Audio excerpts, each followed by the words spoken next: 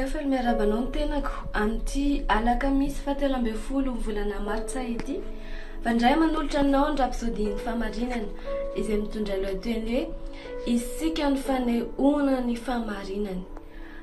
Amin'ny Korinthiana 2:5-1 dia milaza hoe izay tsy nalala ota dia efa nataony ota hamonjy antsika mba ho tonga fahamarinan'Andriamanitra ao aminy kosa isika.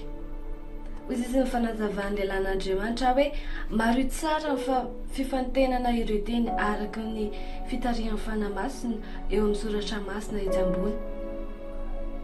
Kristy Jesosy dia efa tonga ota hamonjy antsika mba ho tonga fahamarinan'Andriamanitra ao aminy kosa isika. Mihoatra lavitra noho ny hoe natao ho olo marina isika, fa midika hoe tonga fandehoana ny fahamarinana isika. Izany ny kristianisma, izany ny filazantsara. Isika dia fanehoana hitsaran'Andriamanitra, ny fahalemeny-panahy, ny fahasoavany, fahendreny, ny heriny ary ny voninahiny. Isika no fanehoana maizy azy, izay rehetra maharay azy sy maneho azy dia naseho ao anatsika sy amin'ny lalantsika. Haleluia. Nanao fanambarana laliny Jesosy Tompo rehefa nilaza hoe izay nahita dia nahita indray. Ao amin'ny Jaona 4:4-5 nahitantsika an'izay tenin'Andriamanitra izay. Ao amin'ny Jaona 10:3 koa dia nilaza koa izy hoe izaho sy ny ray dia iray ihany.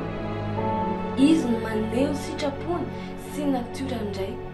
Ny Hebreo 2:7 dia mamaritra amintsika fa izy no endriky ny ray. Nivoaka avy aminy, natao dika mitovy, ilay mitovy tanteraka amin'Andriamanitra. Dia tahaka azy mihitsy isika. Ny Jaona 1:4-7 dia milaza hoe fa tahaka azy isika. Dia toy izany koa isika eo amin'izao tontolo izao, tahaka an Jesosy isika.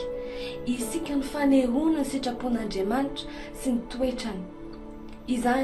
Izany no iray amin'ny famaritana ny fahamarinana izany. Fanehoana sitrapon'Andriamanitra sy ny toetrany isika.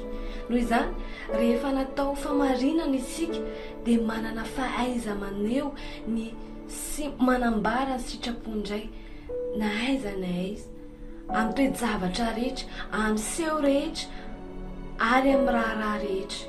Isaoran'Andriamanitra.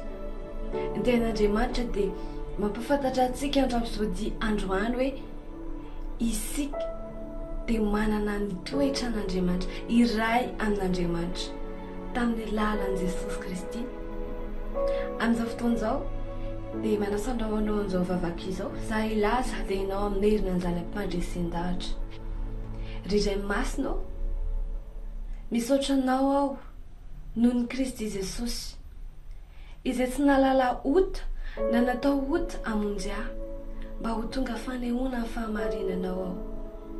Manana fahaiza maneho ny sy manambara ny sitraponao sy ny natioranao aho amin'ny zavatra rehetra. Anio aho dia mampiseho ny fahatsaranao sy ny fahatanteranao, maneho voninahitra aho sy ny herinao amin'ny anaran'i Jesosy. Amen, amen. Amin'izao fotoan'izao dia mandeha any amin'izany fatakarana ny tenan'Andriamanitra zany, mandeha any amin'ny hery, amin'ilay fomodiazana izay menanao. Tanoniko aminao fahasoavan'Andriamanitra anaraka anao any amin'izay lehanao amin'ity androandroany ity dia tahin'Andriamanitra tompoko.